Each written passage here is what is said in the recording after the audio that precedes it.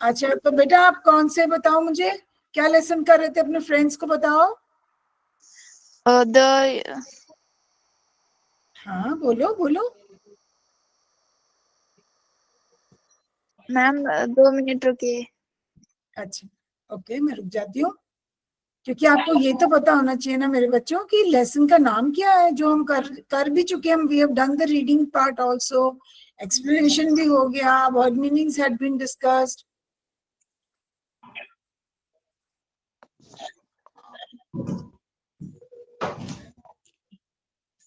Ma'am बताओ। बिल्कुल बताओ बेटा, बिल्कुल बताओ।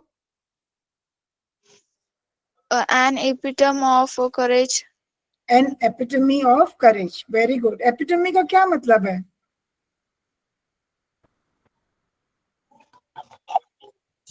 मैम हाँ जी बताओ। मैम लपनी। क्या? What is the meaning of epitome? मैंने आप लोगों को बताया था मीनिंग, आप ऐसे कैसे भूल गए? Who will tell me the meaning of epitome?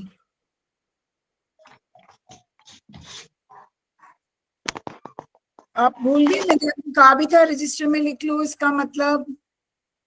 What is the meaning of epitome?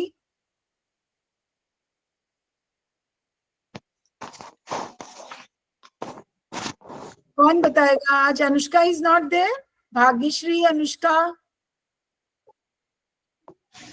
Are they there? Scan करना कुड़े देखो साहब। ओके, एपिटमी का मतलब होता है बेटा एक उदाहरण, मैं बताता हूँ। प्रतीक। धैर्य। या एक प्रतीक, उदाहरण। यस एक प्रतीक, उदाहरण, प्रतीक, एग्जाम्पल, ठीक है। एंड करेज का क्या मतलब हुआ? What is the meaning of courage? Ma'am carriage बाकी मतलब प्लीज ज्वाइन। मैं बताऊँ क्या?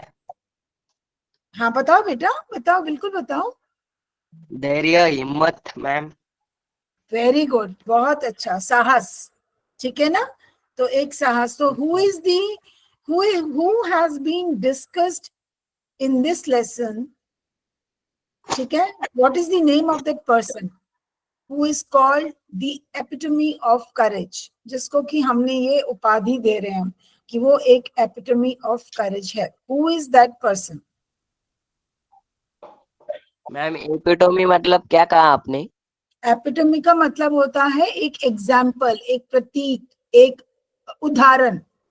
आप देते हो ओके ना मैम। उदाहरण, किसी जगह जब कोई जवाब देते हो तो कहते हैं ना फॉर एग्जाम्पल कहते हैं हम।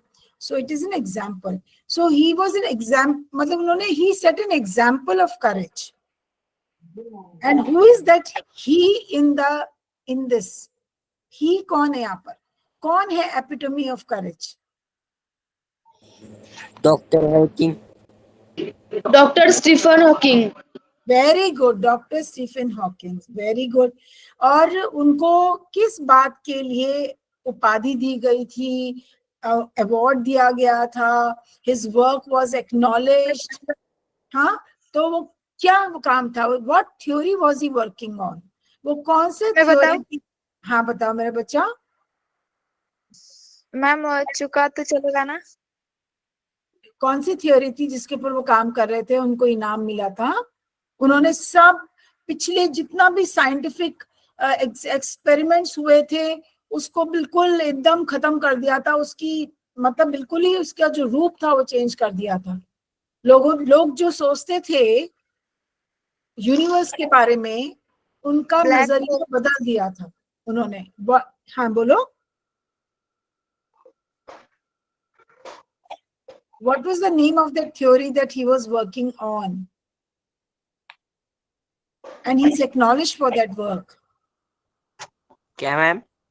वो उस चीज के लिए पहचाने जाते हैं, उनको उनकी बहुत तारीफ होती है, प्रशंसा होती है उनके उस काम के लिए। वो कौन सा ऐसा चीज थी जो उन्होंने अपना यूनिवर्स से रिलेटेड किया था? ऐसा कौन सा काम था, उसका नाम दिया है आपके लेसन में। Black hole. Very good Shraddha, say it loudly, tell your friends, क्या था? Very good. Black hole. Black hole theory, पूरा बोलो. Black hole theory. मेरे पास बुक नहीं है ना, तो मैंने तोंडी बताया. तो आपने सोच के बताया Shraddha. I really appreciate you. लेकिन आपके पास बुक क्यों नहीं है बच्चा? आपका बुक कहाँ है? मैम मेरी फ्रेंड ले गई इसलिए. ओ ओके, तो कोई बात नहीं. आपको लेकिन लेसन मैम याद. आपने स्क्रीन शेयर की है. मैं अभी शेयर नहीं की मेरे बेटा, अभी कर रही हूँ. ठीक है, तो मैं कुछ क्वेश्चंस है because we had completed our lesson last time. मैंने लास्ट टाइम आपका पूरा लेसन करा दिया था, ठीक है. लेकिन मैं देखना चाहती हूँ कितने लोगों को वो समझ आया. राइट, फिर हम उसके साथ साथ हम आगे चलेंगे. ठीक है, ओके मैम. शेयर यस करें. मैम. तो प्लीज याद रखो एपिटमी का क्या मतलब होता है. इट मींस एक प्रतीक. वो एक उन्होंने एग्जाम्पल सेट किया था कि चाहे फिजिकल एबिलिटी ना होने पर भी इंसान जो है चैलेंजेस एक्सेप्ट करता है और कुछ अच्छा करता है. ठीक है ना. अपने दिमाग में हम ये सोचे कि हमारे पास ये कमियां हैं, हम नहीं कर सकते, ये लेके नहीं चलना है. हमने डिस्कस किया था ना ये बात. Okay, so now look at yes this. Ma'am. Can you see the MCQ? आपको दिख रहा है प्रश्न दिख रहे हैं? यस मैम दिख रहे हैं. Yes, ma'am. This is just a quick recap of your lesson. Okay, so when was Dr. Stephen Hawking born? कब 8 जनवरी 1942. Very good, very good, absolutely right. This is the answer. और सिर्फ भाग्यश्री ही जवाब नहीं देगी. I want others also to participate. Okay, ma'am बताओ. Bhagyashree, yes ma'am. What है ना, what quality does courage give people? ऐसा क्या करे क्वालिटी, हाँ गुण देता है. ठीक है, हमारे अंदर अगर हम करेजियस हैं, अगर हम करेज रखते हैं, साहस रखते हैं, तो हमारे अंदर ऐसा कौन सी पावर, कौन सी स्ट्रेंथ, कौन सा एबिलिटी आती है? The power to hide from problems, the ability to never face the calamities. पहले का मतलब होता है कि हम प्रॉब्लम से भाग जाते हैं, या दूसरा बी का मतलब है ability to never face calamities. मतलब जब कोई मुसीबत आती है तो हम हमारे अंदर जो हम उसको फेस नहीं कर पाते. We never face it. ठीक है. मैम इसका आंसर है सी. सी है strength to not lose heart during difficulties.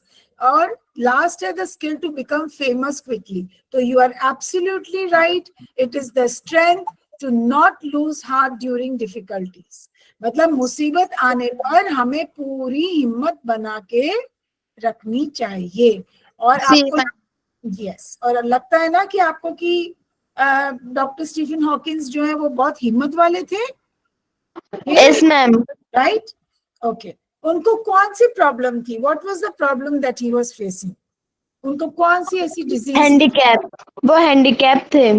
बेटा हम उनको, अच्छा मैं आपसे जानबूझ के ये पूछा. कभी भी आप मेरी बात पूरा सुनो. कभी भी जब कोई ऐसे इंसान को आप देखते हो कि उसका हाथ नहीं है या पाँव नहीं है या शरीर में कोई भी कमी है बेटा, तो हम उसको कभी भी हैंडीकैप नहीं बोलते हैं. ठीक है, हम क्या बोलते हैं? श्रद्धा बताओ. हाँ जी बताओ बच्चा, क्या बोलते हैं? ALS और LOU ग्रेग्स डिजीज. ग्रेग्स डिजीज. उसको आप ASL नहीं भी बोलने से चलेगा अगर आप ग्रेग्स डिजीज बोलोगे. Because Gehrig disease is a disease related to your nerves. जो आपकी नसें होती है ना बेटा, उससे रिलेटेड ये बीमारी होती है, विच इज वेरी रेयर. बहुत कम लोगों को होती है.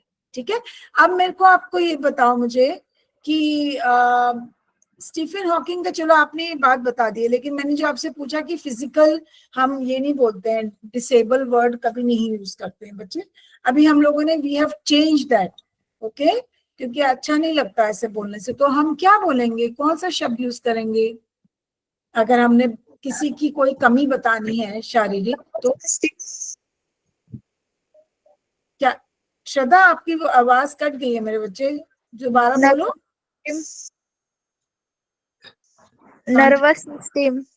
No no not nervous system. अगर कोई अभी जैसे भाग्यश्री बोल गई फिजिकल डिसेबिलिटी, ओके, तो हम नहीं बोलते, डिसेबिलिटी वर्ड नहीं यूज करते, ठीक है।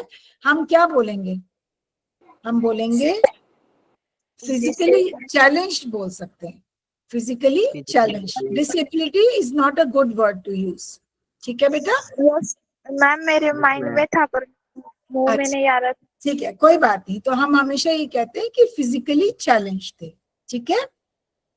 Yes ma'am. ओके, अभी नेक्स्ट क्वेश्चन आपको दिख ही रहा होगा, मैं थोड़ा सा उसका वो कर लेती हूँ।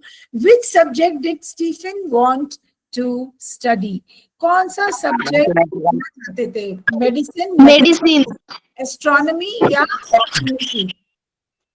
मेडिसिन, मेडिसिन पढ़ना चाहते थे, मैथमेटिक्स मैथमेटिक्स। मेडिसिन तो उनके पापा चाहते थे वो पढ़े। Mathematics ma'am.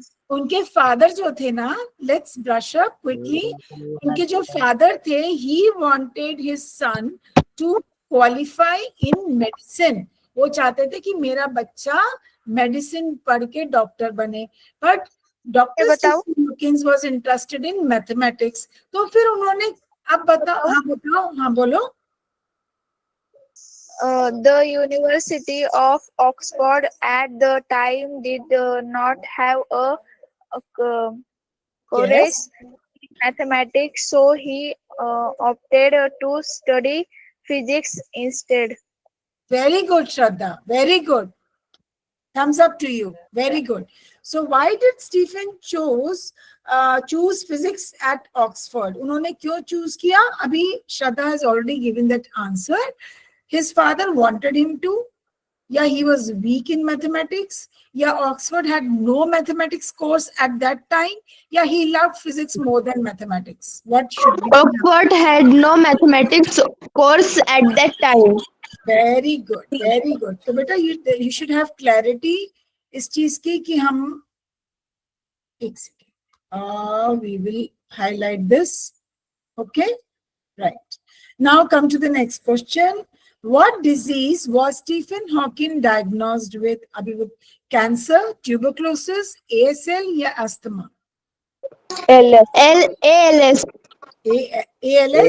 LOU, ALS। तो हम LOU Greg's disease भी बोलते हैं बेटा।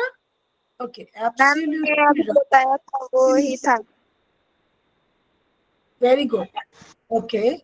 Now we go to the next question. I scroll it down. Right. At what age did Stephen begin to feel clumsy and fall down? कौन सी उम्र में वो बहुत चीजें गिरने लगे थे और वो खुद भी गिर जाते थे? क्लमजी का क्या मतलब? 17 years, 17 years. 17 years. Okay. 17 years। Okay. पहले मुझे ये बताओ कि what is the meaning of clumsy? Clumsy मतलब कुछ अलग मैम ही था। मतलब awkward, incomplete.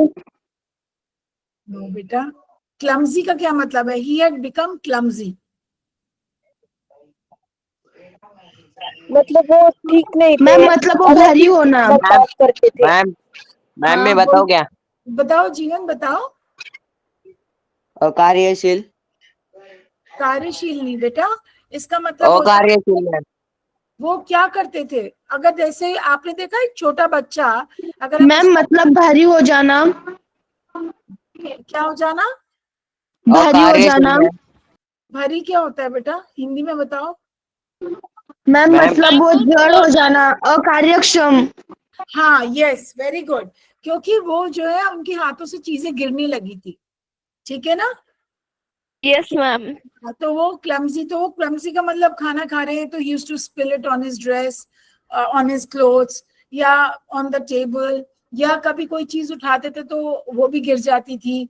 तो he had become clumsy. And clumsy क्यों हो गए? बिकॉज उनका जो है हाथ काम करना बंद कर गया था, ठीक है। वो ज्यादा काम नहीं कर पाते थे, नर्व्स उनकी प्रॉपर से वर्क नहीं कर रही थी, it was not working, so his hand, he could not hold things properly. आप अगर जैसे ये पेन मैंने पकड़ा है तो पकड़ा है ना, गिरेगा तो नहीं। सो उनका हाथ वीक हो गया था।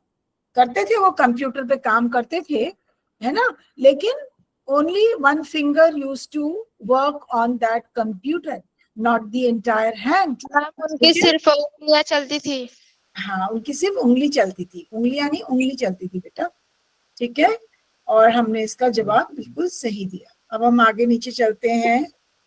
Okay, what topic did Stephen, एक सेकेंड बेटा, इसका मुझे करना पड़ता है बार बार, राइट।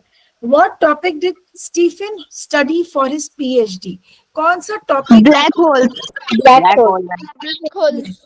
तो PhD Black is hole. Research Black hole. होता है ना, पीएचडी में हम रिसर्च करते हैं, एक्सपेरिमेंट्स करके we conclude, we draw inferences, हमें है ना।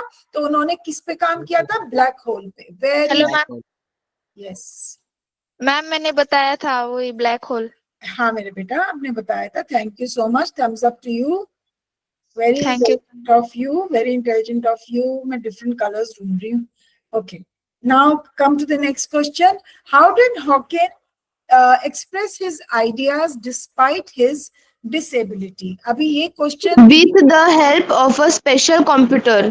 सुनो मेरी बात, मैंने यहाँ पर ये हाईलाइट किया, डिसेबिलिटी लिखा जरूर है, बट हम अब आप ये क्वेश्चन पूछोगे कि मैम आपने ये वर्ड यहाँ हमें तो मना कर दिया पर खुद आप यूज कर रहे हो, तो यहाँ पर मैंने डाल जरूर दिया है। बट जब हम कभी किसी ऐसे इंसान को बेटा फेस करते हैं ना, जब हम उसके सामने आते हैं, उसके बारे में बात करते हैं पब्लिक में, तो हम डिसेबिलिटी वर्ड नहीं यूज करते हैं, हम उसको फिजिकली चैलेंज करते हैं, ठीक है। Yes, ma'am. Yes, ma'am. So don't go by what ma'am has written here. With the help of a special computer by speaking, उन्होंने अपने आइडियाज कैसे एक्सप्रेस करे? By speaking clearly, was his speech clear, by writing notes with his hand, या with the help of a special computer, या by asking others to right?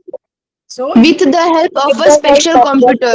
Very good. अच्छा, एक आपसे निवेदन है कि जब भी आपको एमसीक्यू अगर आता है स्कूल में, तो immediately even if you know the answer, don't jump to the conclusion कि है ना, कि एकदम से टिक मार दो।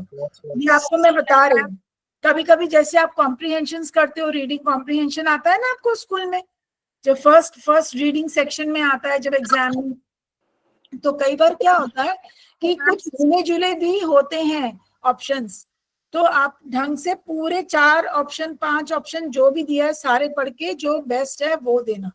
कभी कभी कंफ्यूज करने के लिए भी वो एक जरा सा डिफरेंस होता है। Okay, so we now come to the next, before you see the answer let me. Hello ma'am, मुझे कुछ बोलना था। हाँ बोलो बेटा, बोलो। मैम आप हमें क्वेश्चंस पूछ रही हो, हम उसका उत्तर दे रहे, पर हमको पढ़ाने वाली टीचर्स अच्छे, तो उस क्वेश्चन पर ना हम अच्छे ही देंगे ना। अच्छा मेरा बेटा, बहुत अच्छी बात है। और आपको मैं इसके सारा पूरा रिसोर्स मटेरियल आपको अब इस लेसन का भेज दूंगी, ठीक है ना? Yes ma'am. Which of the following is one of Stephen Hawking's famous books? इसमें से और मैंने नाम दिया in the lesson. A brief history of time. History of time. Excellent, excellent. A Yes. brief history. A brief B history of- B उत्तर है ma'am. Yes, and this is given in your book. Okay, good. What attitude did Dr. Hawking keep towards life despite ALS? उनको ALS होने के भी बावजूद वो He gave up research. ऐसा attitude रखते थे। He gave up research. He lived life to the fullest with optimism. Optimism. Ma'am मुझे भी बोलना था पर कोई नहीं बोलने देता। कोई बात नहीं श्रद्धा, मेरे को मालूम है आपको समझ आ रहा है। ऑप्टिमिज्म बोलो बेटा, इट इज नॉट ऑप्टिज्म, ठीक है? ऑप्टिज्म, व्हाट इज ऑप्टिज्म? क्या ऑप्टिमिज्म क्या होता है? ये आशावादी। Optimistic, yes. और पेसिमिस्टिक इसका ऑपोजिट होता है, उसका क्या मतलब होता है? निराशावादी। निराशावादी। वेरी गुड, आप लोग मेरे से ज्यादा आता है, बहुत बढ़िया। I am so happy. मैंने कहा मुझसे ज्यादा आता है आपको। नो मैम, आपको ही ज्यादा आता है। नहीं मेरे बच्चे, आपको आता है, पता है, एक तो मेरे लिए बहुत अच्छी बात है। ओके, आपने हमें सिखाया हुआ है। ओके बेटा, वेरी गुड। अभी मैं इसको यहीं पे रोक रही हूँ बेटा, and I am coming back to you and I will share your text now, text book. Ma'am 7 date से ना हमारी एग्जाम शुरू हो रही है और हमारे अभी तक 2 चैप्टर बाकी है। 7th कौन सा? 7th of October? Yes yes ma'am. Ma'am. Yes ma'am, शुक्र वाला। अभी आपने तो मुझे उस दिन बोला था आपका एग्जाम हो गया। मैम वो यूनिट टेस्ट थी। Yes ma'am. ओके, अभी ये प्रॉपर एग्जाम है, हाफ ईयरली यस है। मैम। ओके ओके, कोई बात नहीं। फर्स्ट यूनिट टेस्ट है मैम। तो आज थोड़ा डायलॉग राइटिंग भी सिखाऊंगी, क्योंकि आप में से किसने बोला था मुझे डायलॉग राइटिंग के लिए? मैम ऑपिटम का बताऊं मैं? हाँ बताओ, बताओ बेटा। आशावादी। आशावादी, बिल्कुल सही बोला बेटा आपने, आपको मौका नहीं मिला था। तो हम लोग अब जल्दी से एक्सरसाइज कर लें, बैक एक्सरसाइज, ठीक है, क्योंकि इसी में आपका वो जो है डायलॉग राइटिंग भी है, वो मैंने आपको अलग से सिखाना है। Okay, so the match the following: Galileo, doctor Stephen Hawking, black hole and Stephen favourite subjects. और बी में उन्होंने आपको वो दिया है, मतलब you have to match it, ठीक है। ऑप्शंस नहीं बोलूंगी इसको, आंसर्स दिए हैं which you can match. So Galileo, don't look at what ma'am has written here, अपने आप कोशिश करो। गैलीलियो के साथ क्या आएगा बताओ? The greatest scientist 300 years before Hawking. Before Hawking. Very good. ये कब बोला था, ये मैं आपसे पूछ रही हूँ, व्हेन वाज दिस सेड कि Galileo was born 300 years before Hawking? When was ma'am पहले ही पैराग्राफ में पहली ही लाइन है। हाँ, पहली लाइन है, जब उनका एज के, उनका बर्थ का बताया था, डेट ऑफ बर्थ बताया था, डेट ऑफ बर्थ बताया था ना, 8 जैन 1942। Yes ma'am. उससे पहले, एग्जैक्टली उसी डे से पहले, इसका मतलब Galileo was also born on the same day and same date and same month, ठीक है, 300 years बिफोर। हाँ मैम अभी, अगला मैं बताऊं? हाँ, डॉक्टर स्टीफन हॉकिंग क्या थे वो, what was he? The greatest scientist of this century. Yes, he was the, why is he called the greatest scientist of this century? बताओ मैम मुझे कोई नहीं बोलने दे रहा है। बताओ बताओ, आप श्रद्धा बोलो, आपको क्वेश्चन क्या? Why was he called the greatest scientist of this century? क्योंकि उन्होंने ब्लैक होल पर भी रिसर्च किया था और उन्होंने अलग अलग बुक्स लिखकर हमारे जो अंतरिक्ष है उसके बारे में हमें बताया है। अंतरिक्ष के बारे में बताया, और उन्होंने जो बताया, why is he called the greatest scientist? Because जो इससे पहले उन्होंने ब्लैक होल की थ्योरी दी, ठीक है, उस ब्लैक होल की थ्योरी से पहले जो और थ्योरीज आई हैं अब फॉर रिलेटेड टू यूनिवर्स, वो सब गलत बता दी उन्होंने, गलत साबित कर दी with his own। और ma'am because scientist believe that the universe began with a big bang to explain this concept better. Yes, and he came up with black hole theory, and what did he do? He contradicted the theories which were, made earlier. जो theories पहले बनाई गई थी related to universe, उन सबको खारिज कर दिया, उन सबको खत्म कर दिया। Hello ma'am. हाँ जी श्रद्धा बोलो। मैम अगला वाला मैं बताऊंगी। हाँ बताओ बेटा। ये है आपका black holes, what is it? The concept which The concept which helped Stephen to get his PhD. Yes, yes, very good. अच्छा, स्टीफन्स फेवरेट सब्जेक्ट्स? अच्छा, Music and mathematics. Music and mathematics. yes, music and mathematics, very true. Ma'am मैं भी वो ही बता रही थी पर कोई नहीं बोलने देता। But he did physics, okay, right. अब मैं आपको आगे ले चलती हूँ। अब बेटा, जैसे आपको डॉक्टर स्टीफन हॉकिंस के उनकी जो नेचर है, जो उनका एक उनका कैसा उनका नेचर था, ठीक है, वो अच्छे थे, बुरे थे, समझदार थे, ऑप्टिमिस्टिक थे, कार्यरत थे, डेडिकेटेड मतलब थे, और करेजियस थे। हमने कितनी सारी बातें समझी हैं फ्रॉम द लेसन, ठीक है। Yes ma'am. एक तो बहुत ही used to believe in living life. How can you say that he believed in living his life? Despite his problems, nothing deterred him. He was living his life to the fullest. कैसे कह सकते हैं? Ma'am मैंने list तैयार की है लेकिन आपकी लिस्ट और मेरी लिस्ट में बहुत फर्क है। अच्छा, आप अपनी लिस्ट बताओ मेरे को पहले, so that I can tell you it with mine. courageous, optimistic, undaunted, great author, humble, intelligent. आपकी बिल्कुल लिस्ट ठीक है मेरे बेटा, बिल्कुल ठीक है। अगर आपने उसको बोला कि मेरी बात सुनो, अगर मैम, आपने बोला कि करेजियस थे, तो आप उसको कहीं पे भी जैसे करेजियस थे तो आप उसको कर सकते हो, ही was N inspiring personality, he was positive thinker.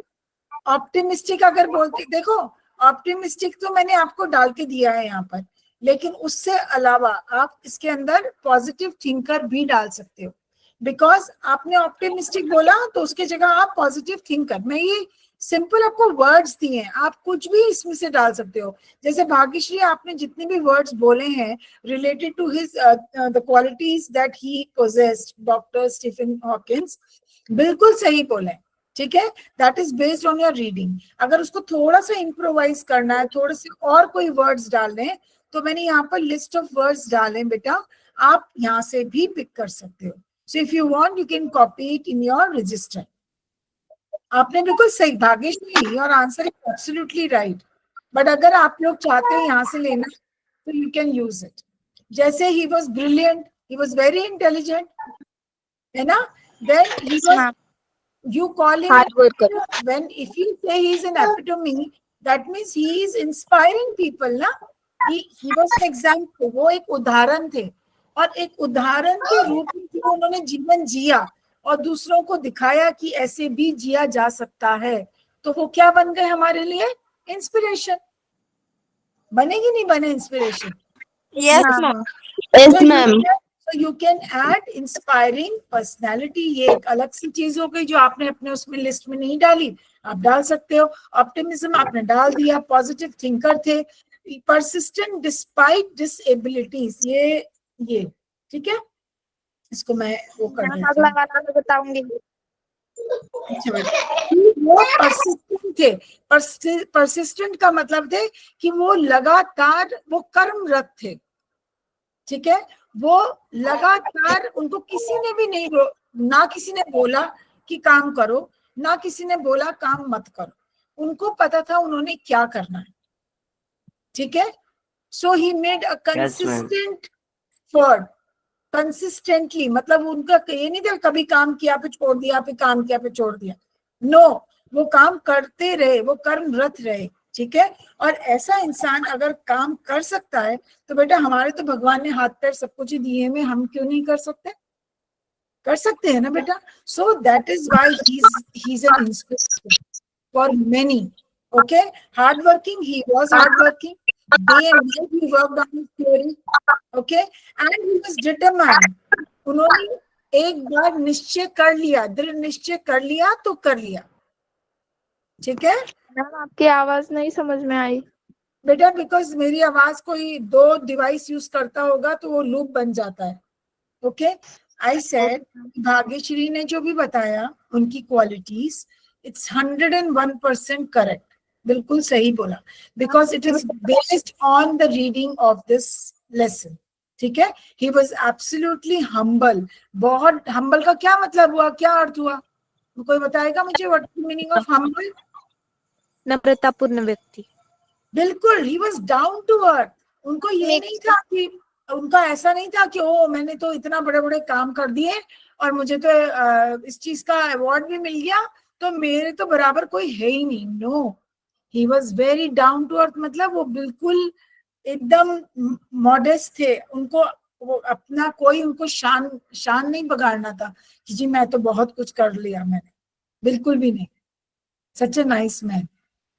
What was the year when he died? Just tell me. Which year did he die? Ma'am, optimism भी आ सकता है ना? Which year did he die? तो कौन से साल में वो चले गए इस संसार से? क्या मैम? कौन से साल में वो चले गए इस संसार से? 2018। Yes, 2018. ठीक है ना बेटा? तो याद रखना इन चीजों को, मैं आपसे बार बार पूछ रही हूँ चीजें सो दैट आप लोगों को अच्छे से याद हो जाए। Okay, now this is something I think you can do it, हम लोग will not waste our time. बताओ। मैंने लिख दिया ऑलरेडी बेटा, तो ये कुछ भी नहीं है. This is based on the reading of your lesson. You have to rearrange the statements given. और if you are thorough with the lesson, अगर आपको लेसन बिल्कुल याद है तो आप इजीली इसको कर सकते हो. I have already written it, done it. It is DAGEFHBC. आप इसको अगर लिखना चाहते हो कहीं पे भी ऐसे जल्दी से उतार लो DA, क्योंकि don't waste your time on this. आपको आता है, I know this. Yes ma'am, screenshot ले लिया हमने. वेरी गुड बेटा, very intelligent of you, very intelligent. Ma'am okay, आपने 4th नंबर क्या लिया है? कहाँ मेरा बेटा? 4th number is E. Ma'am ma'am 4th number F है और 5th नंबर E है. एक सेकंड मुझे देखने दो. 4th number 4th number F and 5th number E. F में कहाँ है? G, एक मिनट. F, हाँ. Stephen decided to continue his doctoral research work with renewed vigor. Okay, तो आप कह रहे हैं ये पहले आएगा. और the disease worked its way into his body and left him disabled. I think the E पहले आना चाहिए बेटा.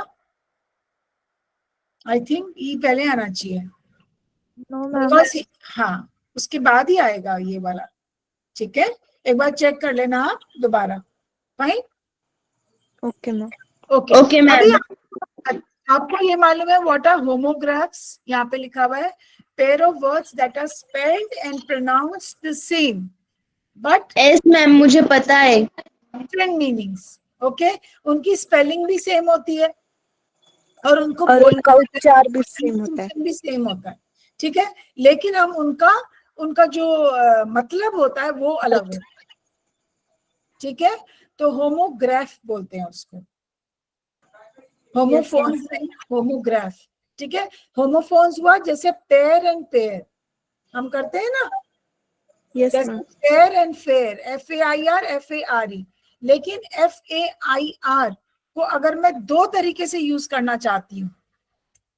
देखो FAIR, फेयर मतलब गोरा, एंड FARE, फेयर का क्या मतलब हुआ? मैम मेला. नहीं, FARE बेटा, FARE. इसका मतलब होता है कि भाड़ा जैसे बोलते हैं ना हम, जिसको कितना फेयर है, कितना ये टिकट का पैसा, इसका फेयर कितना है, बस का भाड़ा कितना है, समझे? Yes ma'am. है ना. तो FARE हो गया एंड FAIR फेयर हुआ गोरा होना या मेला. ठीक है, अगर मैं मैम मतलब मुझे कहीं गांव जाना है और मैं बस में बैठी हूँ, तो मैं उस बस वाले से पूछूंगी कि फेयर कितना है. हाँ, इसका भाड़ा कितना बोलते हैं ना, तो वो फेयर हो गया. लेकिन फेयर एंड फेयर दोनों का बोलने का स्टाइल हमारा सेम रहा ना. FARE है या FAIR है, हम बोलते तो सेम है ना. Yes ma'am. बट मीनिंग अलग हो गया, स्पेलिंग अलग हो गया. ठीक है, होमोफोन हो गया. अभी क्या होता है होमोग्राफ में, अगर मैं FAIR एंड FAIR को बोलती हूँ कि आप मुझे दोनों को का सेंटेंस बनाओ फर्क बताने के लिए, सो क्या बोलोगे आप? मैम फिर से बोलिए, आवाज नहीं आ रही ठीक से. अच्छा सुनो, मैं बोल रही हूँ कि अगर मैं एक सेकेंड में मैं यहाँ पे लिख के दे रही हूँ आपको. ठीक है, ताकि आप देख सको. मैं बोल रही हूँ FAIR हो गया, कॉमा, अरे FARE, ये दो वर्ड्स है. ठीक है, दिख रहा है आपको? ये मैं दो वर्ड्स है जो मैंने लिखे हैं. Yes ma'am. ठीक है, एक मिनट, इसको मैं जरा नीचे करती हूँ सो दैट आप देख सकते हो. ये बहुत इजी है, इसमें कुछ ऐसा नहीं है. ठीक है, अब दिख रहा है बेटा ये वाला, ये इसकी बात कर रही हूँ जहां मेरा ये कर्सर घूम रहा है. ठीक है, यस मैम. तो FAIR फेयर का मतलब क्या हुआ? गोरा होना या मेला.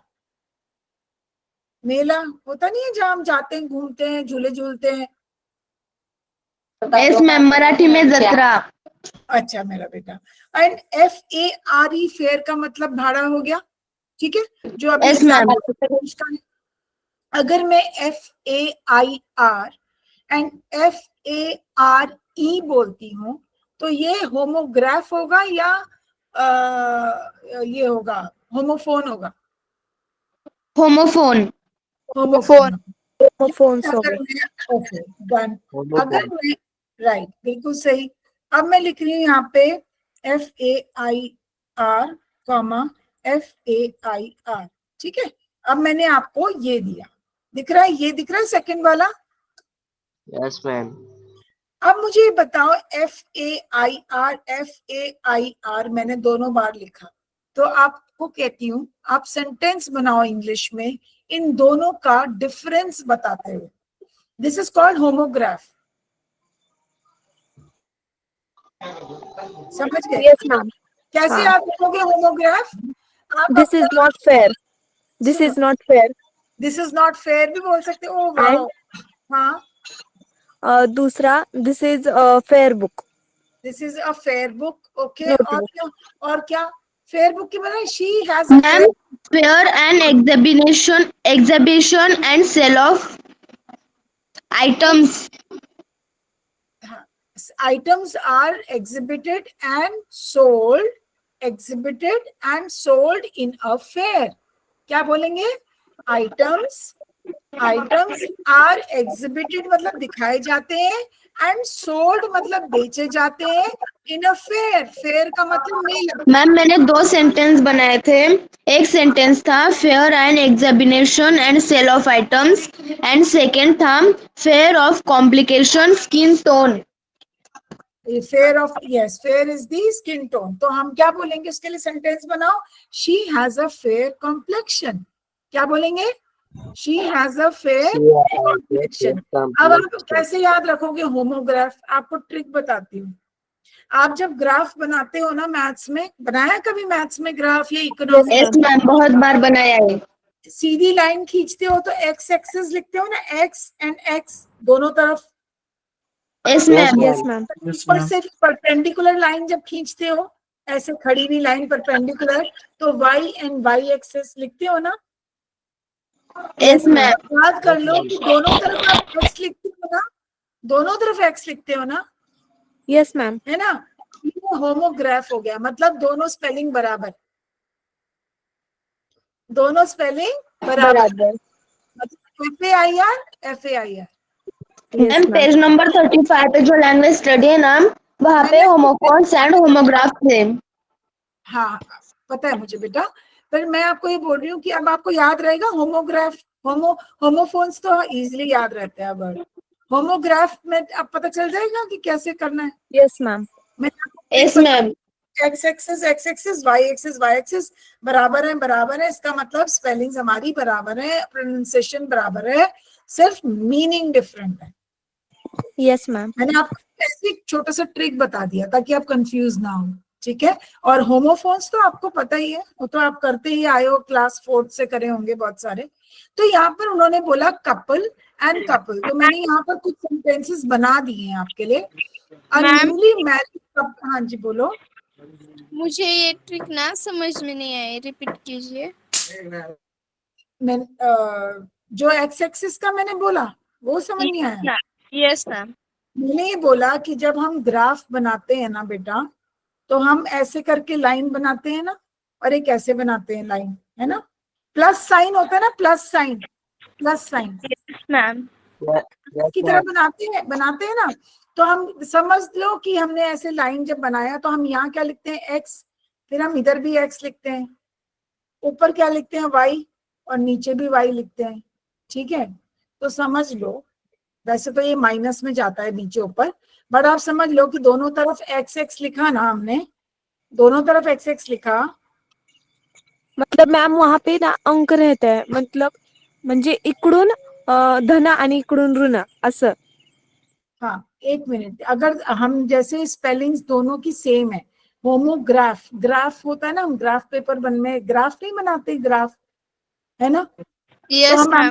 एक्स एंड एक्स लिख देते हैं ना, हालांकि इधर हम माइनस में जाते हैं पर इधर हम पॉजिटिव प्लस में जाते हैं, लेकिन हम लिखते तो एक्स एक्स है ना, तो स्पेलिंग समझ लो जब सेम होती हैं दोनों तरफ, दोनों स्पेलिंग सेम होती हैं, दोनों का प्रोनाउंसिएशन मतलब उच्चारण भी सेम होता है लेकिन मीनिंग डिफरेंट होता है, तो हम उसको होमोग्राफ बोलते हैं। समझ गए? सिर्फ याद करने से बोल रही हूँ मैं, याद करने का तरीका बता, ठीक है? अब ज्यादा कंफ्यूज मत हो। अब अगर मेरा मेरा उदाहरण आपको जो है कंफ्यूज कर रहा है तो आप अपने तरीके से याद कर लो, ठीक है? नो, समझ में आ गया, थैंक यू। समझ आ गया? अभी ये कपल होता है, एक कहते हैं ना couple of days, in a couple of days I am going to do this work, कुछ दिनों में। हम जब बोलते हैं ना कुछ दिनों में, तो हम क्या बोलते हैं? Couple of days. क्या बोलते हैं Couple बेटा? of days. Couple of days. और Couple of एक days. कपल होता है जो कि जैसे हस्बैंड वाइफ हो गया ना, कपल हो गया, राइट? तो मैंने आपका ऑलरेडी यहाँ पे सेंटेंस, वो कह रहा है आप सेंटेंस बना के डिफरेंस दिखाओ दोनों के बीच में, तो मैंने यहाँ पे आपको सेंटेंस बना के दिया है कपल का। A newly married couple entered the hall. आप पढ़ रहे हो इधर, देख रहे हो इधर? Yes, ma'am. ये देखो, अरे नीचे, हाँ ठीक है, ये देखो अ न्यूली मैरिड कपल, ये दिख रहा है बच्चा मेरा? Yes, ma'am. ठीक है, तो अब आपको समझ आ गया। दूसरा क्या है? I will return in a couple of minutes या डेज, कुछ भी डाल सकते हो आप। दूसरा ये है, A small number two. समझ गए? तो कपल का Yes, क्या ma'am. मतलब हुआ? किसी ने मुझे उस दिन पूछा था, कब पूछा था कि कपल का क्या मतलब होता है, तो कपल ऑफ डेज मतलब कुछ दिन, कुछ दिनों में, कुछ मिनटों में, कुछ घंटों में। समझ गए? जब हम कुछ लगाते हैं, जब हम बिल्कुल स्पेसिफिक होके नहीं बताते कितना, ठीक है, तो हम Yes, उसको, ma'am. It's just a slang, एक कहने का एक बात होता है, एक तरीका होता है। In a couple of days I am having my exams in a couple of days. अभी जैसे आपने बोला ना, अगर आप मुझे 7th नहीं बताते, अभी भाग्यश्री आपने बोला था ना 7th को एग्जाम है, Yes, तो ma'am. अगर आप मेरे को डेट नहीं बताते, अगर आपको डेट नहीं पता होता, तो आप मैम को क्या बोलते? सेंटेंस बनाओ, इसका सेंटेंस बनाओ कपल को लेके।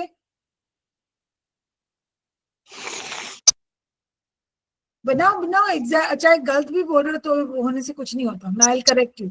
आप मुझे बताओ, व्हाट विल यू से?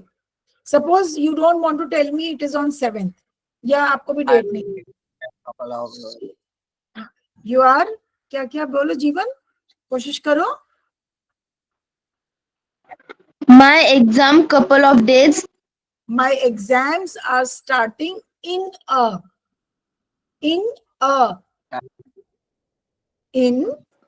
couple of days. My exams in a couple of days.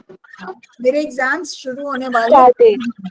आपने मुझे बताया नहीं कब शुरू हो रहे हैं, बस कुछ दिनों में शुरू हो रहे हैं, तो कुछ के लिए वी यूज कपल। अब समझ आ गया? Yes, ma'am.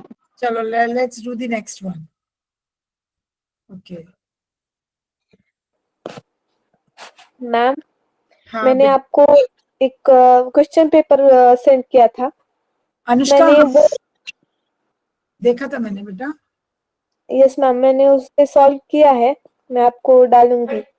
ठीक है बेटा, डाल देना। Okay, next is mind and mind. Mind and mind sir spelling same है, तो आप क्या बोलोगे? एक तो माइंड क्या हुआ? दिमाग। दिमाग। दूसरा माइंड क्या हुआ? मन। मन हमारा।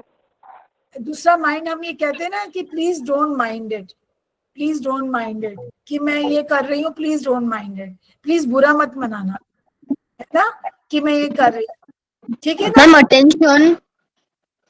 हाँ, Attention. अटेंशन नहीं बेटा, माइंड एक तो हुआ दिमाग, और दूसरा इसका मतलब हुआ कि बुरा नहीं मानना, please, please don't mind, I am let me sit here, please don't mind. कि अगर आपको कोई जगह चाहिए बैठने की और कोई और बैठा है ना, तो आप उसको उठाते हो और आप क्या कहोगे? Please don't mind, I want to sit here, है ना, वो बुरा भी तो बना सकता है ना कि ये क्या मेरे को उठा के खुद बैठ गया या बैठ गई। तो आप क्या बोलोगे? Please don't mind, let me sit here. समझे? Yes, ma'am. और दूसरा mind, my mind is working on this theory, मेरा दिमाग काम कर रहा है इस थ्योरी पे।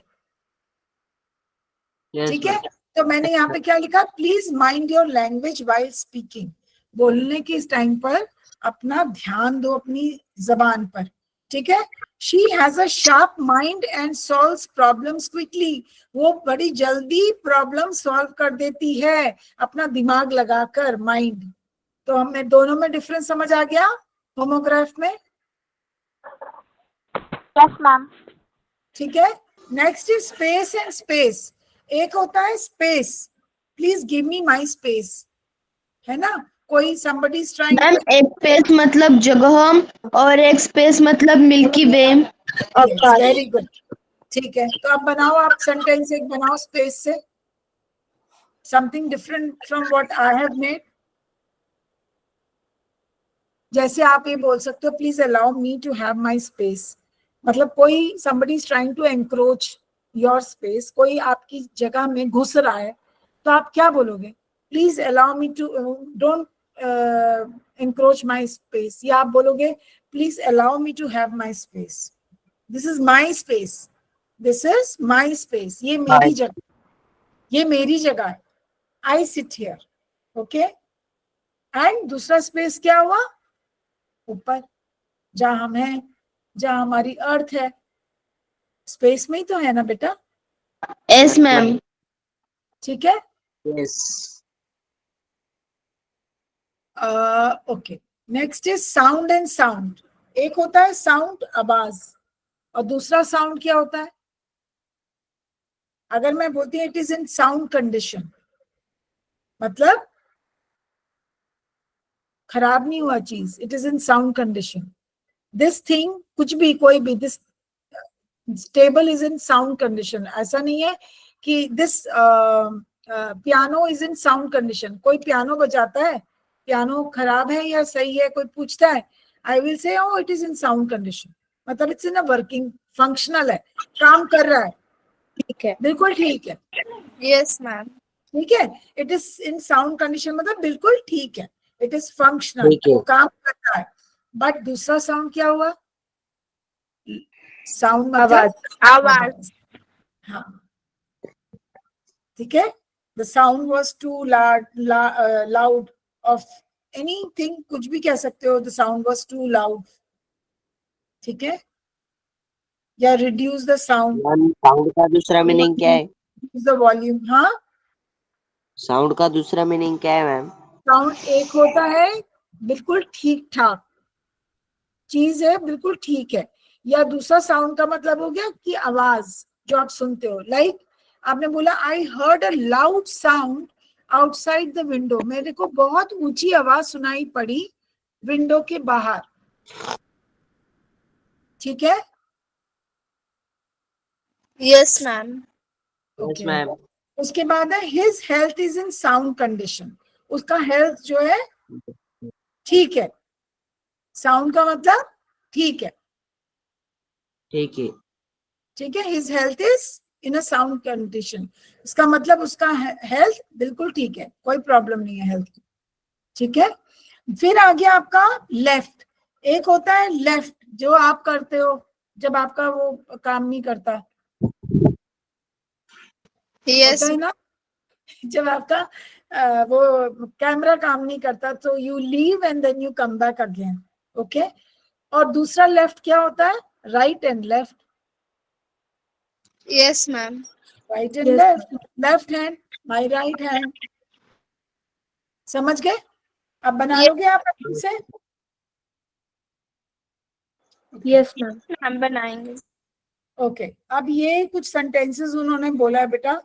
क्विर्क of fate, it was by chance of fate. Confined to मतलब कहीं पर, जैसे he was confined to bed, he was not well so he was confined to bed for a month, मतलब उसकी कंडीशन अच्छी नहीं थी, इसीलिए उसको बिस्तर से वो बिस्तर पे ही रह गया। कन्फाइंड का क्या मतलब होता है? वहीं पे रहना, ठीक है, शोधा। उससे आगे, हाँ, उससे आगे ना जा पाना, ठीक है।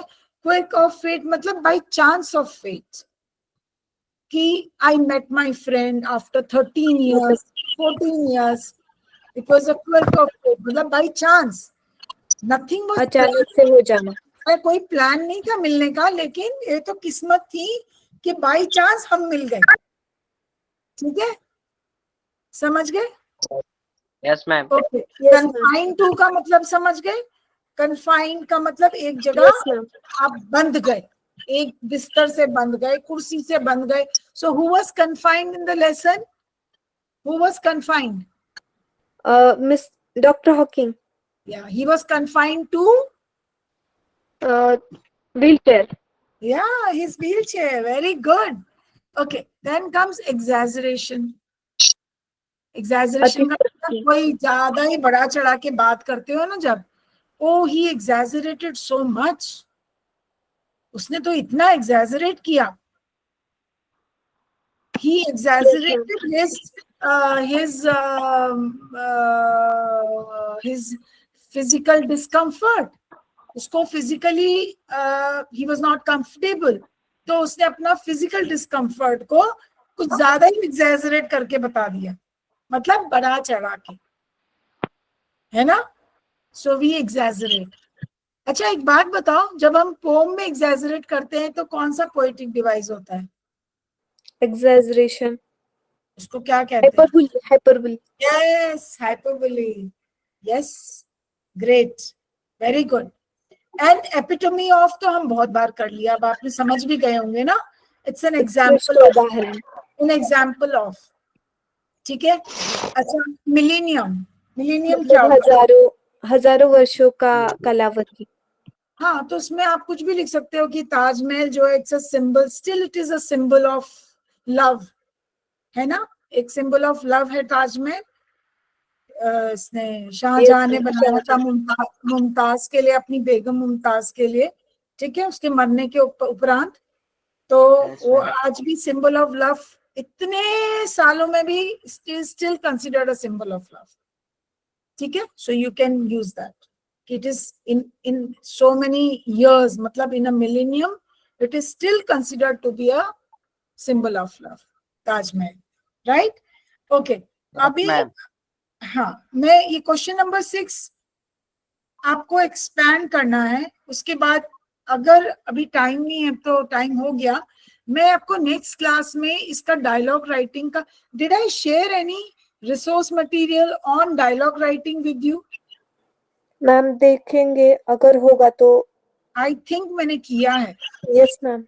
किया है मैंने, राइटिंग्स के, इनफॉर्मल लेटर राइटिंग के साथ किया है, ठीक है। तो आप एक बार उसको पढ़ के देखना, फिर ये एज अ होमवर्क ले लो, question number 6 and 7।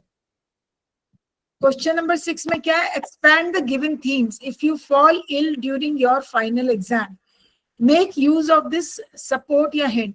First step, what to do, support and help. मतलब आप क्या करोगे if you fall ill during your final exam? अगर आपके फाइनल एग्जाम्स हैं और आप बीमार हो जाते हो, तो आप अपना 2 सेंटेंस में लिखो या 3 में, जैसे भी, कि आप क्या करोगे। It is just like paragraph writing. Homework करके ग्रुप पे डालना है क्या? डाल दो बेटा, मैं पढ़ लूंगी, ठीक है ना? Okay ma'am. राइट, चलो, so I take a break now and give you a break. तो question number 6 and 7 are your. 7 को करने से पहले please read that, go through that resource material. मैंने आपको भेजा है, आई रिमेम्बर इट, मैंने भेजा है आप लोगों को। Okay ma'am. and then we are done with this lesson। अगली क्लास में डायलॉग राइटिंग शुरू करके, तो वो है आपका, वो we'll start with this R.K. Narayan story, Swami and friends. आपको पता ही है R.K. नारायण कौन था? R.K. नारायण मैम वो राइटर थे। आपने मालगुडी डेज पढ़े? Story Malgudi days? No ma'am. Okay, चलो मैं आपको दिखाऊंगी इसका अलग से डिस्कशन करके ना, R.K. नारायण का। we will do this thing, lesson reading. Okay. This is a book review, Swami and Friends करके. Anyways, अभी आप इस पे focus करो. Just do these 2 questions which I have given you as homework. ठीक है? Rest बाकी सब बाद में. Next class. ठीक है? Okay ma'am. Okay बेटा. समझ आया ना सबको बेटा? Yes, ma'am. Yes, ma'am. Good, good. चल. मैम मुझे कुछ पूछना था. पूछो भाग्यश्री. मैम 1/2 मतलब आधा या 1/2 मतलब एक पूरा और आधा? 1.5 कह रहे हो ना? 1/2. हाँ, 1.5 का मतलब होता है मैम एंड नहीं 1/2. 1/2. Yes ma'am. आधा. 1 के नीचे 2 लिखा है या 1 के साथ ऐसे स्लैश मार के 2 लिखा है तो उसका मतलब आधा. लेकिन अगर 1 के साथ 1 और स्लैश और 2 है तो 1.5. मैम 1/2 को कैसे पढ़ते हैं? Half. Okay, thank you ma'am. ठीक है, चलो. Okay, bye. Good night. Good night ma'am. Take care. Take care बेटा. Thank you. Sweet dream, ma'am.